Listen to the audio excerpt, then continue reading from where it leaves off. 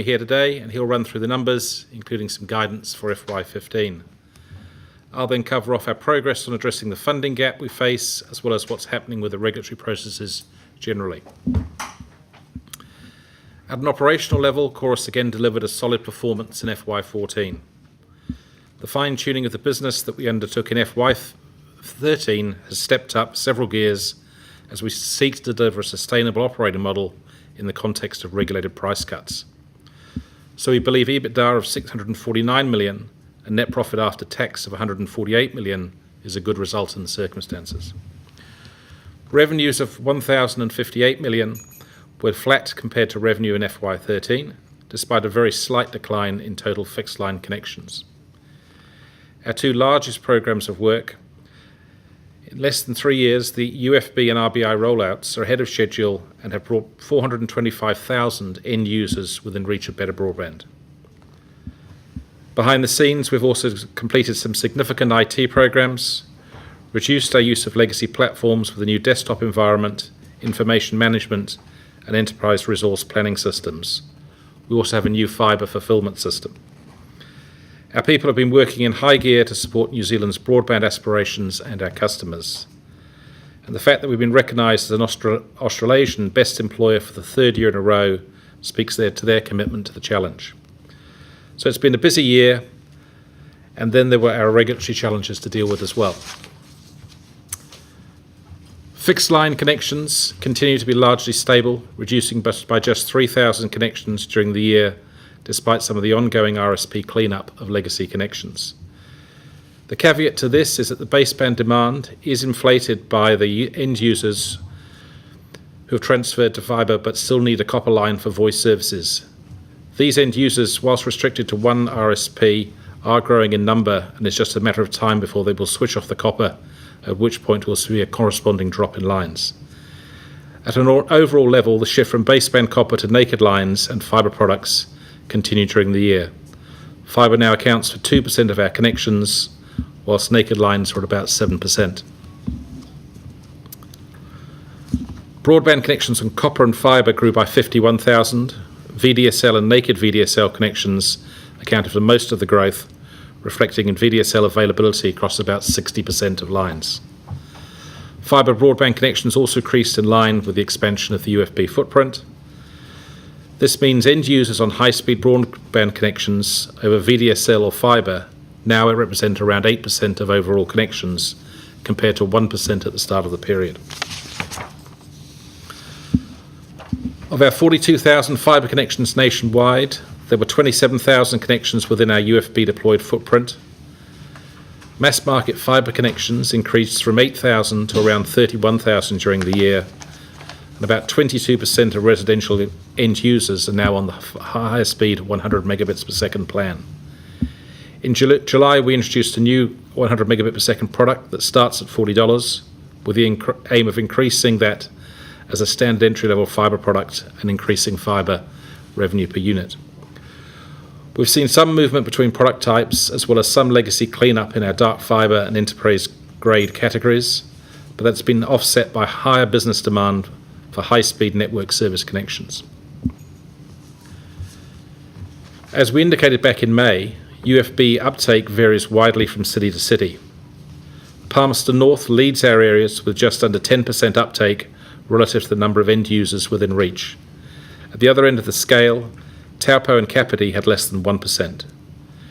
Our Gigatown program has certainly raised awareness and uptake in some areas, but the reality is that it's RSPs firstly deciding to provide services in an area and then promoting it that most drives uptake. Some areas have only recently seen a major RSP become active, so we hope to lift in these places in coming months. In terms of UFB rollout progress by area, big cities simply take longer to complete, but at a national level we are seeing substantial progress with the UFB rollout. We're now at the point where work will be completed in a number of towns. We're about to hand over our final piece of build work in Oamaru, so that will be our first area completed. Ashburton, Blenheim and Timaru are currently expected to be completed during FY-15. We're pleased to be ahead of schedule on the UFB rollout, with 31% of the program now complete. We passed 108,000 premises in the year, 2,000 premises ahead of target. That means we now have 353,000 end users within reach of the communal network, or 261,000 premises passed. 57,000 of these premises are priority ones such as schools, hospitals and businesses. The chart on this slide underlines how the number of end users within reach of the Chorus network has steadily climbed ahead of the number of premises passed. This reflects the high density areas we're building, particularly in Auckland and Wellington, which are distinct from other UFB areas. The rural broadband continues to make a world of difference to those outside the UFB area, particularly for schools on fibre and those end users who can benefit from what is world-class VDSL capability. We're now almost 3/4 of the way through our work to upgrade lines, and uptake at 80% shows the benefits of a wholesale fixed line broadband network in rural areas. And now at the stage where our rural uptake of broadband actually exceeds the urban footprint. In terms of broadband provisioning mix, this slide gives you an idea of how busy we've been on the broadband provisioning up front, particularly in the second half of the year. Provisioning activity for mass market fibre has lifted slowly but surely across the year, and VDSL has seen particularly strong growth given its existing footprint. You also can see how some of the RSP campaigns have translated into activity for us. One interesting dynamic we're seeing is that fibre uptake tends to be a product upgrade within an end user's existing RSP, whereas VDSL uptake often tends to involve churn from one retail service provider to another. I'll now hand over to Andy to take us through the financials. Thanks, Mark, and good morning, everyone. This slide summarises the earnings results for FY14. As Mark mentioned, EBITDA for the year is 649 million, with underlying EBITDA of 656 million. That is consistent with the top end of the guidance range that we outlined at this time last year. As we described in February, though, the ongoing regulatory challenges mean we are managing for cash and taking a hard look at any spending that is not committed. The results of this approach is showing up in some of the second half numbers, but there's more to come in FY15. On the revenue front, trends are consistent with those that we have reported on previously. Modest growth on an underlying basis, continued end user migration from basic copper to enhanced copper services, continued growth in broadband connections, and growth in fibre revenues. Field services revenues decreased in FY14 following the Commission's resetting of UC-LFS connection charges backdated to December 2012. We expect these charges to be reviewed as part of the FPP process that is currently underway. In terms of expenses, they grew about 4% over the year, with key movements highlighted in this graph. The largest absolute change is in net personnel costs. The increase here reflects a range of factors, including 12 months of FY13 resourcing levels, an increase of around 60 people to support growth in fibre and VDSL, new build initiatives and other areas of new activity, plus around $1 million of restructuring charges. Importantly, though, net personnel costs reduced in the second half, reflecting some of the initiatives that have been implemented since interim results and the usual post-Christmas holiday pay adjustment. Provisioning costs have increased, consistent with the growth in VDSL. And as we signalled in February 2013, IT costs have increased as we migrate to our own standalone systems, and there is some double up in OPEX and CAPEX spend. The reduction in other costs reflects a combination of a number of things that won't necessarily recur, such as reduced advertising spend, training, office expenditure, fewer bad debts, and the release of an over-accrual for TDL levies after the Commission's methodology had been clarified. CAPEX for the year was 679 million, comfortably within our guidance range. About 83% of that spend was fibre related, and I'll provide a bit more detail on the two largest items shortly. Copper CAPEX reduced by about 12% as end user demand for connections shifts towards fibre. We also had reduced copper development programs, and we put a tight rein on discretionary spend. The increase in common CAPEX was consistent with guidance and reflects the spend on new IT systems I mentioned earlier. Communal UFB spend for the period was $338 million, and that included $42 million work in progress, up from $30 million in FY-13, and $4 million for synergy build. That's where we take advantage of other network operator activity and future UFB build areas to reduce our future rollout costs. Average cost per premises passed came in at the low end of our guidance range of $2,948 per premises. This was a good result given we had a number of high cost areas in the FY-14 build mix, although the final result has also been helped modestly by our March agreement with Crown Fibre Holdings, with some expensive UFB build deferred in areas where we have existing fibre. Overall then, we think we are tracking slightly ahead of the build cost profile we showed you back in February 2013. Our guidance for FY-15 is a cost per premises passed of $2,150 to $2,400, reflecting the change in build mix as we get into more residential areas, various build initiatives, and the impact of deferring the UFB build in areas where there is existing chorus fibre.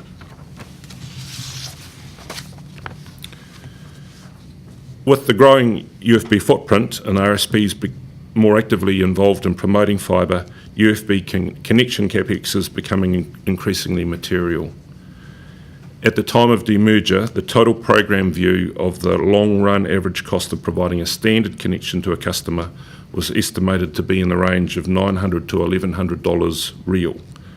Now that needed to be expressed in real dollars because it's likely to take decades to connect the last of all potential customers. In today's dollars, that per premises cost range is equivalent to $1,000 to $1,200. At this time last year, we really only reported on the cost of connecting a small number of single dwelling units. Those connection costs included the cost of a standard connection, and for about 14% of that population, an additional non-standard lead-in cost was incurred. Through the course of FY-14, we have begun to see a wider set of premises connect as rights of way and multi-dwelling units emerge from the consenting process.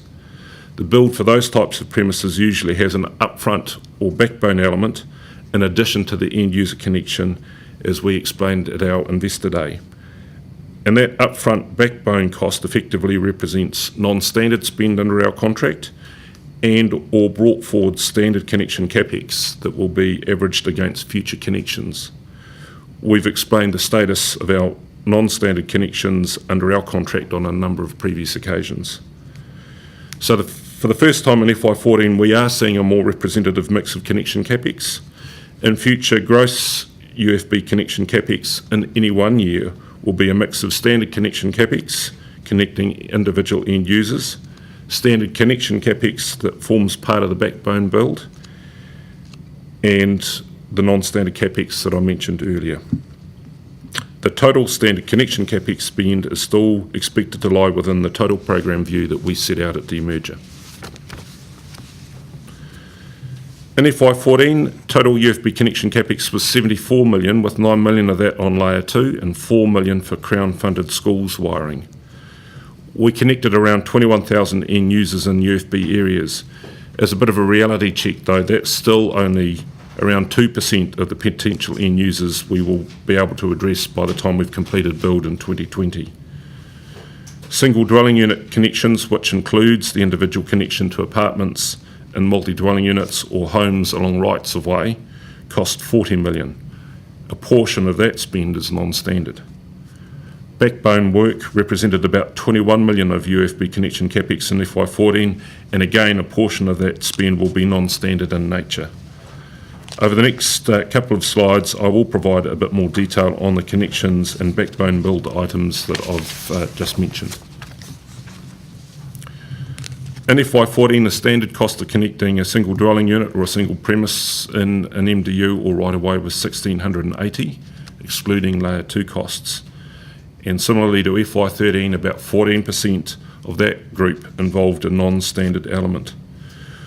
We have a number of initiatives in play that are likely to materially reduce FY-15 cost per premises connected, including the recent introduction of coded rates and a new installation process. We have recently introduced a contestable trial in Porirua that provides us with confidence around the longer-term cost per premises connected trajectory.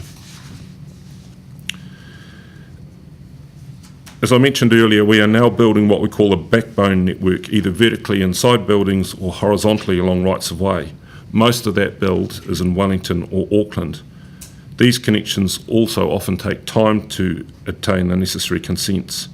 As I mentioned, some of this backbone CapEx will be standard spend that has been brought forward and will be averaged against future connections.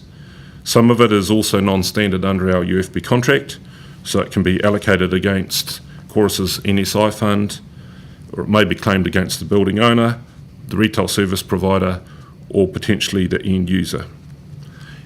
And the cost of this work varies massively, reflecting the significant variability in the nature of the multi-dwelling unit or the right-of-way. We've also engaged a specialist MDU provider, UCG, that we are confident will help us connect MDUs in a more time and cost-effective manner. So in terms of FY-15 and connection CapEx, we are expecting another step change in total spend as volumes continue to grow, with total UFB connection CapEx expected to be in the order of 105 to 115 million. That estimate is based on an expected connection makeup of around 36,000 end-user connections and around 5,000 pieces of backbone build in MDUs and right-of-ways. The FY-15 backbone build mix is expected to be more expensive than FY-14 because of larger buildings in recently completed CBD areas. The cost to provide a standard connection is expected to be in the range of $1,300 to $1,500. But unlike UFB communal build, we have very little control over how much, what, when, or where we build, so this estimate is subject to change. In terms of FY-15 EBITDA guidance, we are providing some additional one-off help this year, given the number of moving parts in FY-15. There are some changes to factor into the mix in assessing the EBITDA outlook relative to FY-14, including the UC-LFS changes announced by the Commission in FY-14, the Commission's IPP pricing, and the impact of new installation charges from 1 December, plus the collective impact of the initiatives we outlined at our interim results, including potential boost revenues. For clarity, an assumption of IPP level pricing is simply that. It is a working assumption. It's not what we think is reasonable or what we expect, but in the absence of a crystal ball, that's about the only assumption we can use. We are looking forward to positively updating that in April next year. Taking those various factors into account, that translates into an FY-15 EBITDA guidance range of 590 to 605 million. On the CapEx front, we've set out an FY-15 guidance range of 590 to 640 million. The notable changes in FY-15 are in fibre CapEx, with a material reduction in communal build costs offset in part by increased connection CapEx. With the growing UFB footprint, fibre spend is increasingly influenced by both uptake and mix, as outlined earlier, so our guidance is conditional on the same. There is a broad range around copper CapEx, with some of that CapEx spend conditional on the Commission's evaluation of our proposed boost products. Average indebtedness increased relative to 2013, but the year-end indebtedness position has reduced, reflecting the impact of an additional large customer payment in this second half. On the capital management front, there is nothing new on this page. In February, we outlined our wider capital management objectives, including to maintain an investment grade rating with headroom, targeting a longer term rating of BBB, and setting a financially sustainable dividend when there was sufficient certainty around a few key moving parts. Consistent with this, and as part of our bank amendments, we confirmed that no dividend would be paid until the later of July 2015 or FPP. And as we noted at the time of announcing the CFH facility, If we draw upon that facility and we wish to pay a dividend, we will either need CFH's consent or to normalise their funding profile. I'll now hand back to Mark. Thanks, Andy. Investors will be well aware that the Commission's November benchmarking decision on our regulated broadband pricing has implications for the viability of the Chorus business model. The period since that decision has seen intense board and management focus on reshaping Chorus. There have been a significant number of special board meetings, and we have worked proactively with our existing stakeholders to keep them informed, as well as get the support or approval on matters that improve our viability. As we said in February, there are three broad work streams we're focused on as we take the things that are under our control and make rapid changes to reshape Chorus. They are the discussions with Crown Fibre Holdings, the Chorus initiatives, and the regulatory process itself. Underpinning all of these work streams is the need for Chorus to make substantial annual savings. That meant taking a hard look at what we could stop doing or defer to make up the funding gap. As the Minister requested, we've engaged in discussions with Crown Fibre Holdings, and in March we agreed a range of amendments to assist Chorus to continue to deliver the UFB programme. This included greater deployment flexibility and a charging regime for UFB subdivisions. In July, a conditional agreement gave Chorus the backstop option of bringing forward CFH funding from the later of the years of the rollout. As outlined in February, revenue, OPEX and CAPEX initiatives within our control are expected to solve for around $400 million of the funding gap.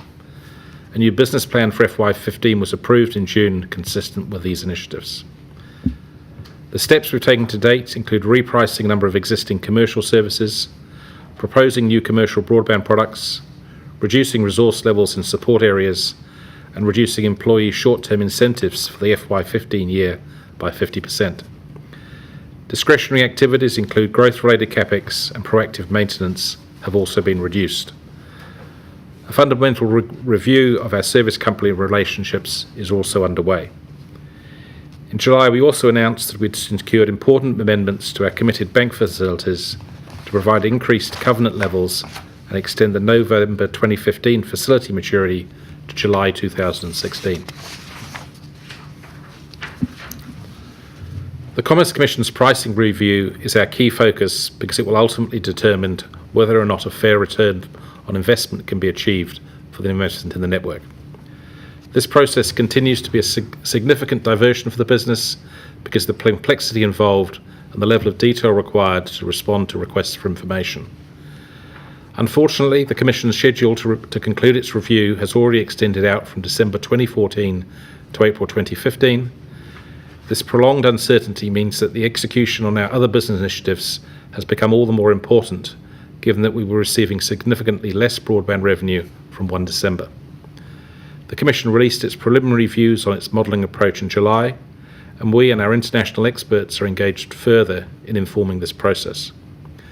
The end of July saw us in the Court of Appeal continuing to seek clarification of the Telecommunications Act. That decision is pending.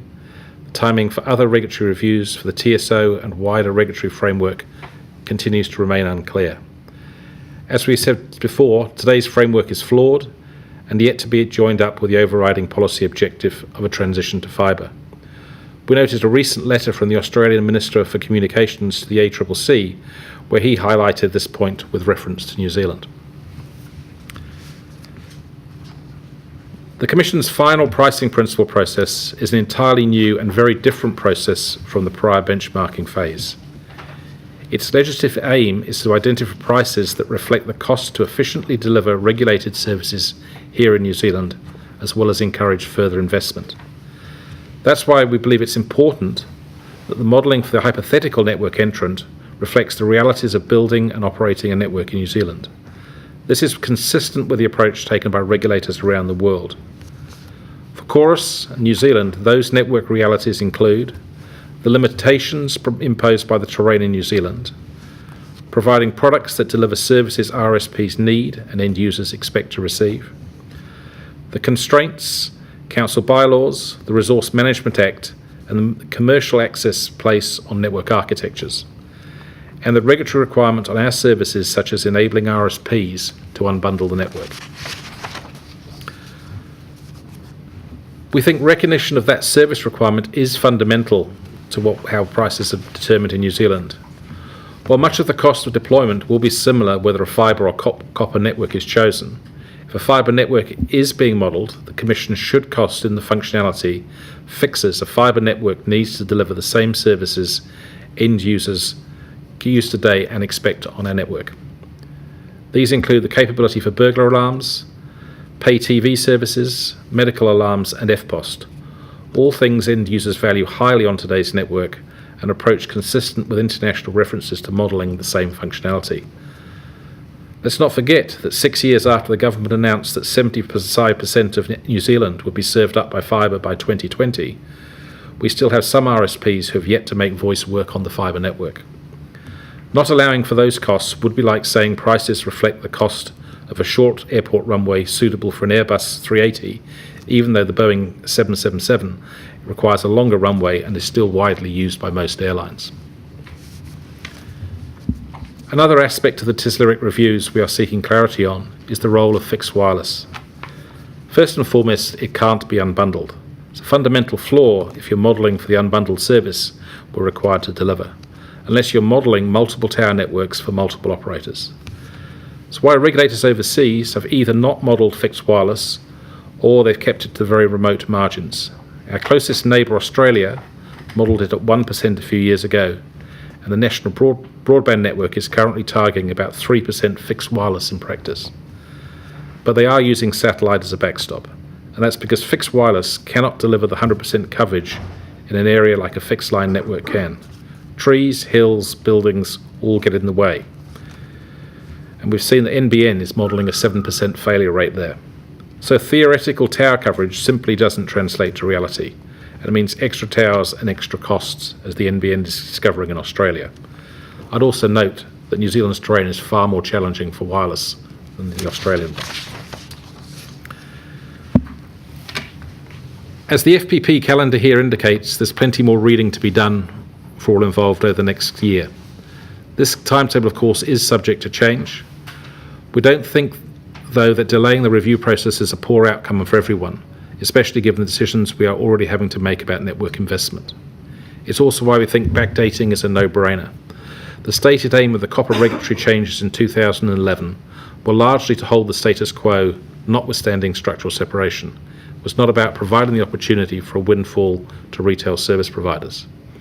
Unfortunately, our industry has now spent close to 3 years reinterpreting the intent of the government, and sight has been lost of why Chorus was demerged at all. It does beg the question of what fibre uptake might be looking now if fibre migration had been everyone's focus from day one. Despite the regulatory distractions, we've been endeavouring to deliver on our commitment to be an innovative wholesaler and provide our customers with new products that they can build their own innovative services upon. In July, in response to RSP demand, we launched our Accelerate range of new fibre products that seek to establish 100 megabits per second as the entry-level fibre product, a big step beyond what we were required to deliver under the UFB contract. On top of that, we've also proposed new Boost high-definition and VDSL products on the copper network. These products recognise that many end users are demanding high-definition quality broadband and will not be within the reach of fibre in the short to medium term. The new Boost products are also in line with speed-based products overseas and reflect our desire to enhance retail competition and enable service providers to move beyond the best efforts regulated services that's dominated the industry for the last 15 years. We appreciate that testing the waters with new products is not every service provider's cup of tea, but we believe some are there because they see this as a way in which the use of the internet is evolving. The Boost products give retail service providers the opportunity to develop innovative and reliable offerings that will consistently deliver high-definition video, including at prime time. The Commerce Commission is currently reviewing our proposal and its differentiation from the basic regulated service. It has allowed commercial services such as VDSL in the past on the basis of a number of key enhancements that we also propose to make to Boost, because the regulated service is technology neutral. RSPs also contended through the Commission's benchmarking process that regulated broadband service being priced was the best efforts minimum speed one. So if we thought demerger and structural separation in FY12 was a big deal, FY15 is right up there again. On 1st of December, we start operating on a much constrained budget. We are already changing what we do, and the success or otherwise of initiatives like our Boost products will determine just how deep other changes have to go. It's a delicate balancing act. Of course, people consider themselves as guardians of the network in New Zealand, so it does go against the grain when they're having to prioritise managing for cash instead of the best long-term outcomes. That will inevitably show up in how we manage our copper network. So to recap, we've done all we can in terms of things within our control, and we can continue to deliver operationally on all fronts. I'd like to acknowledge the efforts of our people within Chorus, our service company partners, our IT partners and key advisors this year in helping us knock off some huge milestones in FY14. My hope is that we see some regulatory clarity this year that sets the industry back on the path to fibre and enables a long-term investment focus. I'd now like to open the floor to questions from analysts and investors, and when we finish them, we'll take questions from any of the media at the end. So the floor is now open.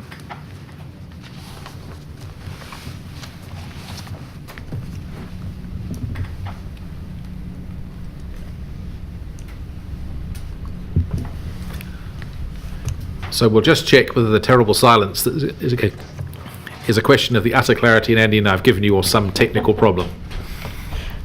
Will you be taking questions from the room or from the phones first? Sorry, the phones first, please. My apologies. Thank you. Ladies and gentlemen, if you wish to answer or ask a question via the teleconference, please press 0 followed by 1 on your telephone. And your first question comes from Harry Decker from Deutsche Bank. Please go ahead. Harry. Larry here. Hello, Harry. Hey, how's it going? Couple of questions. Firstly, just on the connection cost, just in terms of that reconfirmation of the demerger guidance, is the assumption implicit in that the $28 million that you've contributed to the non-standard install fund to date will be the sum total of what you contribute to it? Well, the guidance, Ari, was standard connection guidance, not non-standard. And I think you understand our commitment to the non-standard piece. Yeah, so the assumption there is that is the total. In terms of an FY14, what's your assessment of what the non-standard install component of that FY14 connection capex would be? We're still working through that with Crown Fibre Holdings at the moment, Ari, but it'll be quite a lot more than FY13. Which was 100,000, yeah. Yes. I guess the thing I'm just trying to get a bit of a sense of is that obviously those discussions are ongoing and there hasn't been any progress yet since that March 13 number was agreed. And I just wanted to know, in terms of the rate of that cost, whether we were getting to a point where you might have to consider just sort of stopping doing non-standards or make a decision that you might have to retrospectively claim money back. No, we're not at that point. Okay, and are there any conversations sort of that are going on within those discussions with CFH or any other parties about getting somebody else to contribute into that fund as well, given what appears to be a policy objective around not having end users meet those costs?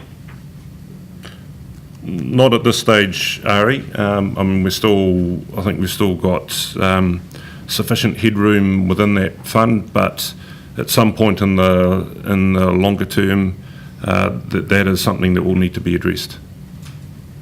Sure, okay. And then just the second line of questions, and then I'll stop. Just on the guidance, one of the things you talked about within the plans that you introduced at the first half was around non-essential capex.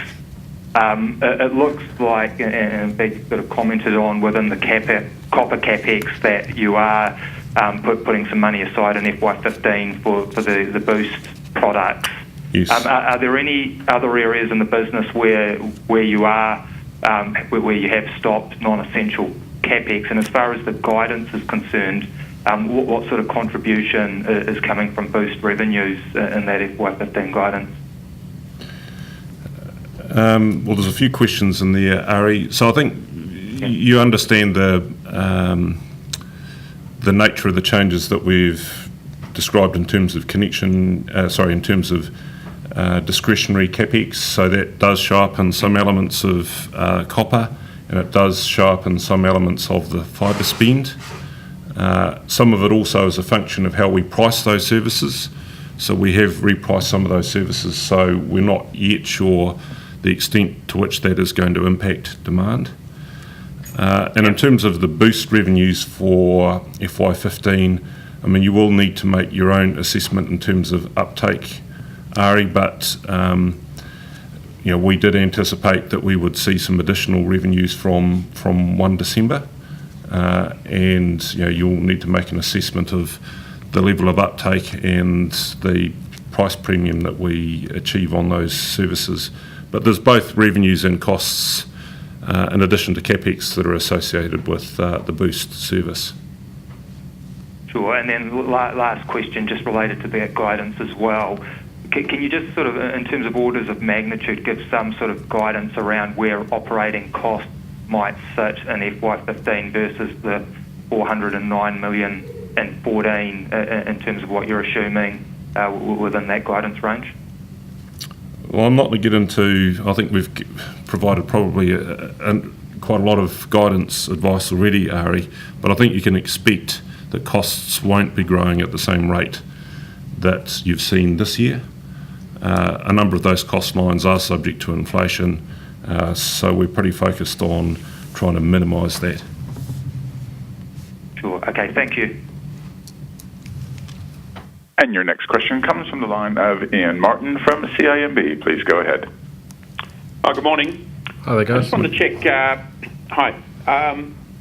At the telecom call on Friday, the management there made the point that the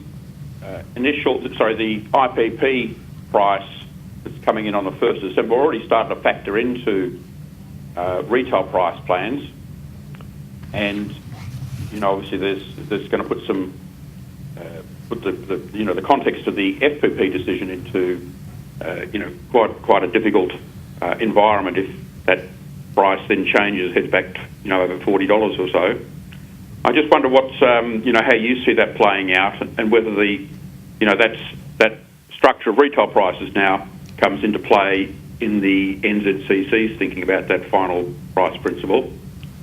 And secondly, they also seem to think that set of prices, based on an IPP in the $30 range, hasn't really had much impact on demand for fibre. I wonder how you see that, given the migration you've had already.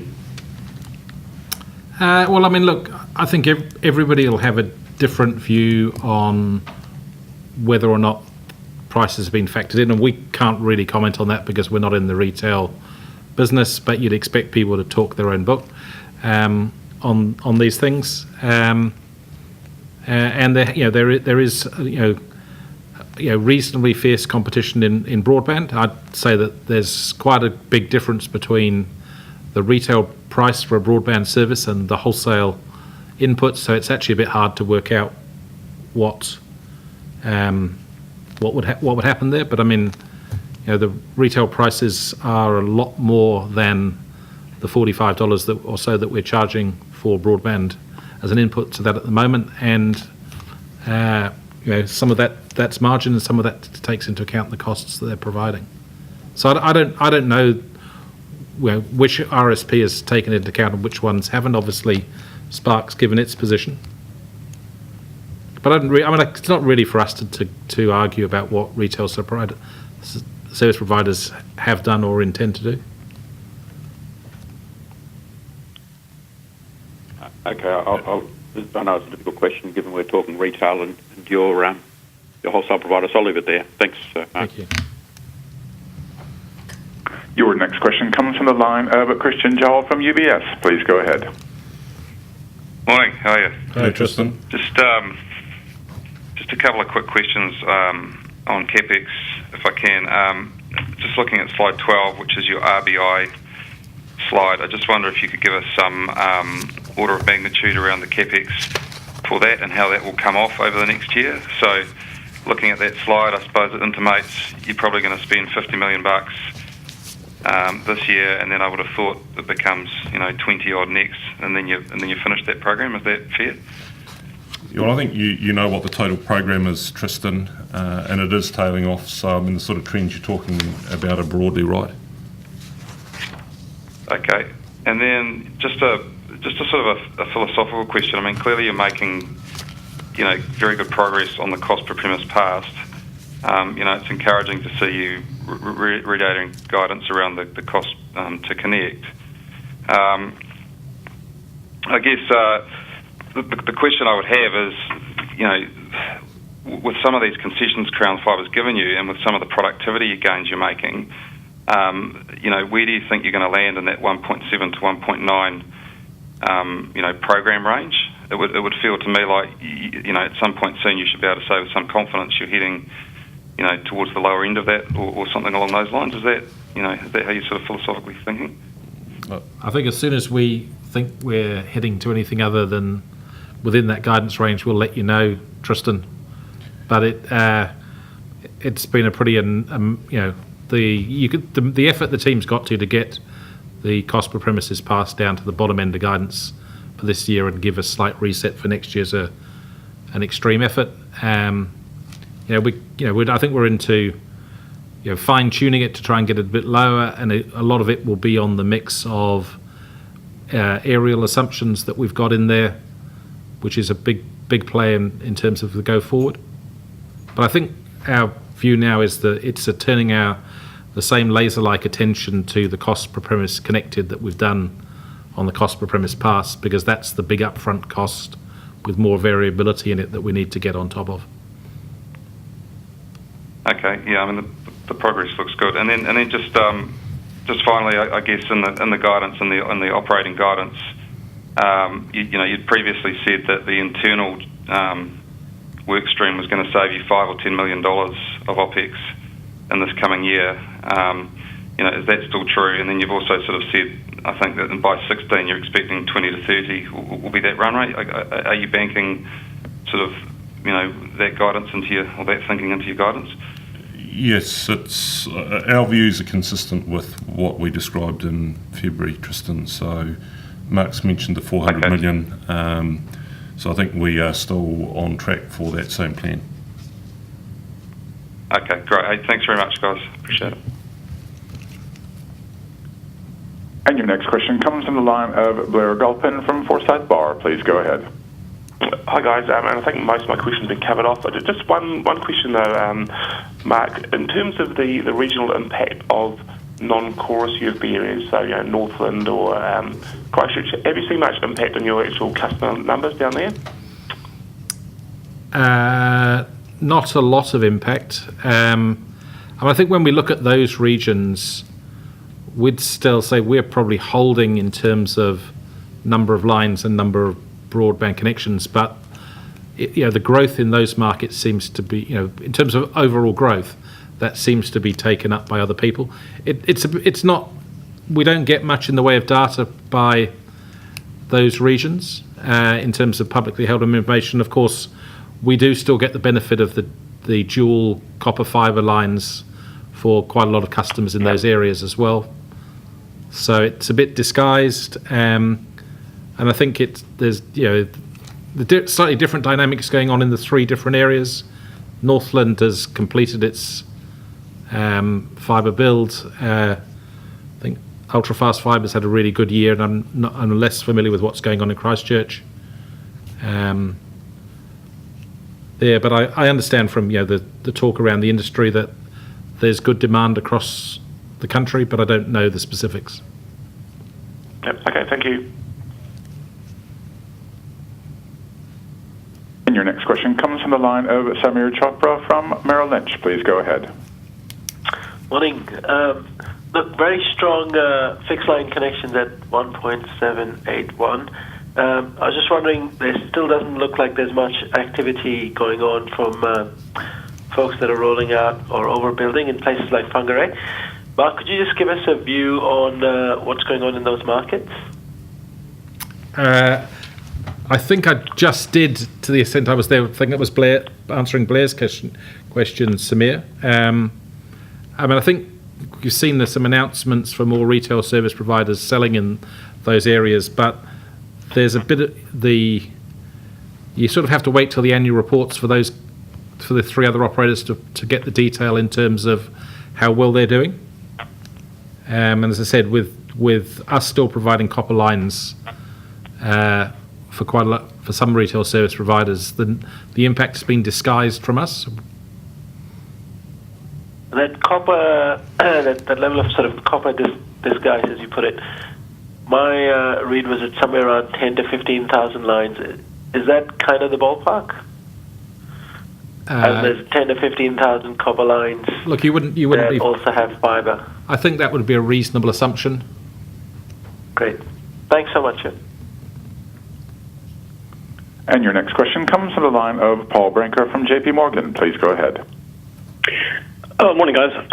Just on the Boost products, could you give us some sense of what the issues are around it? Obviously, some of the RSPs have complained to ComCom about you launching that product and its implications for the standard suite. So, in terms of getting confident about factoring in revenues for that going forward, can you talk to what the issues and what your case is and how strong you feel it is in that respect?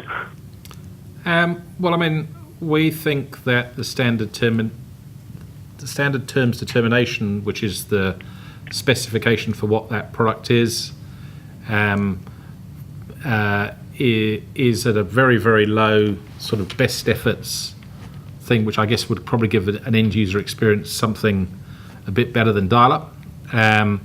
We've proposed that rather than that being a best effort service, that there's a 300.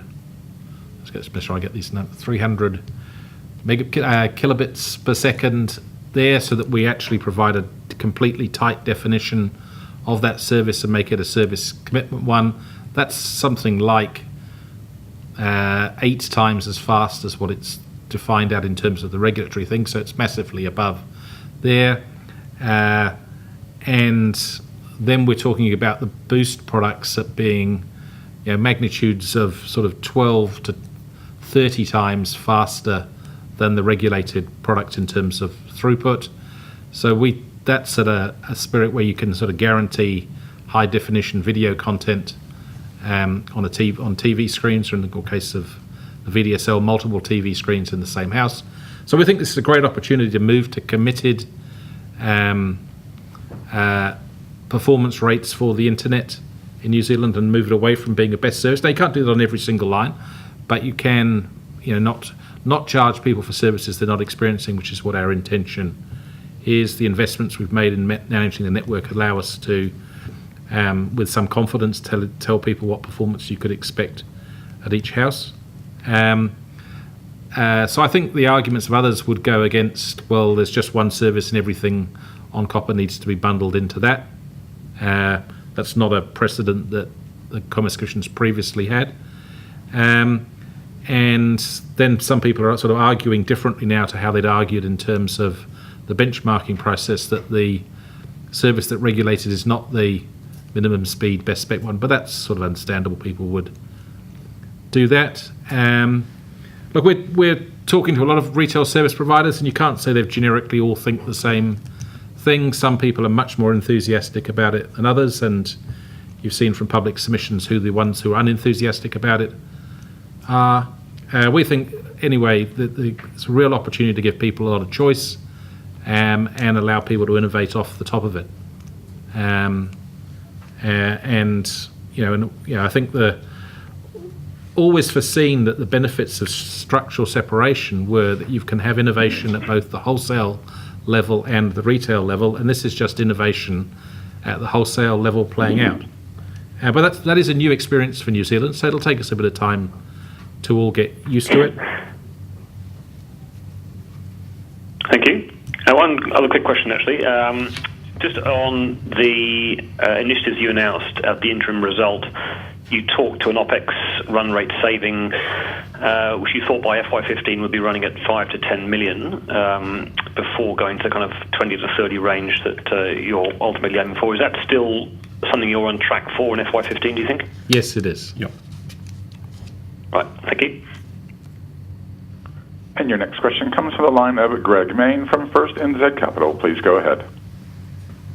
Good morning, guys. Just a couple of questions from me. Firstly, you allude to you've got additional growth fibre connection capex in CBD areas. Can you kind of give us a bit of a feel for exactly what's kind of involved there?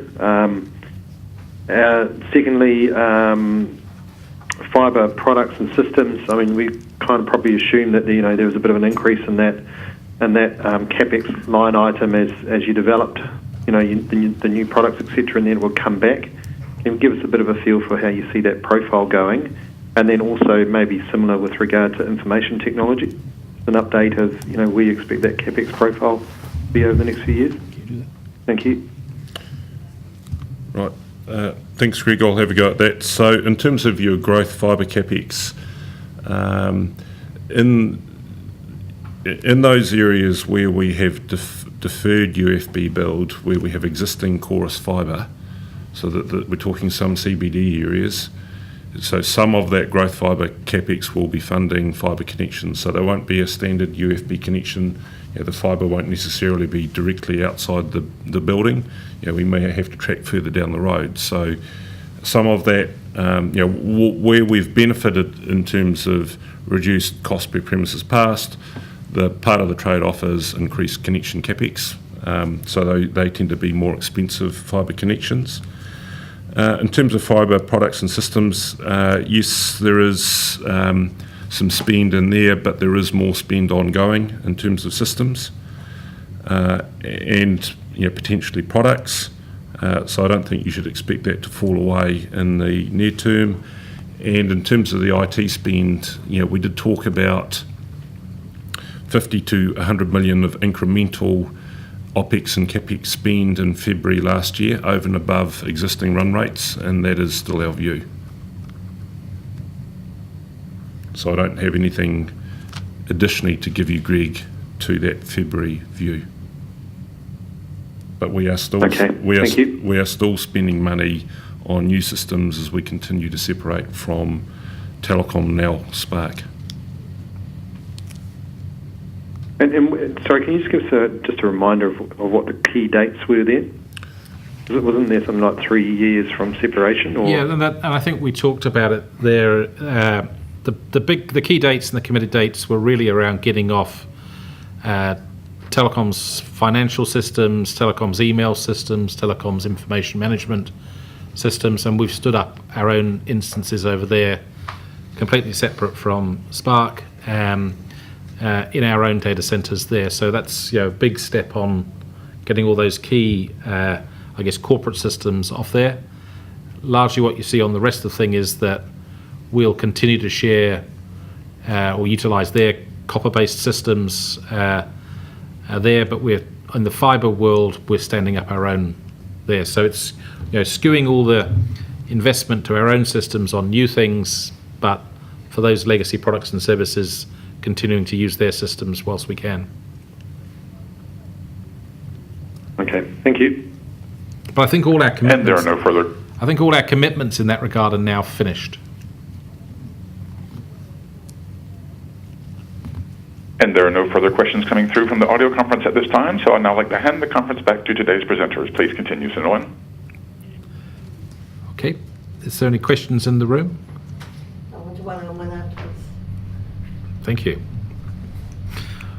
Right, if there are no questions in the room, I think we are meeting up with lots of you over the next couple of weeks, and we'll certainly look forward to that and particularly enjoy Australia next week and celebrating our great win on the weekend.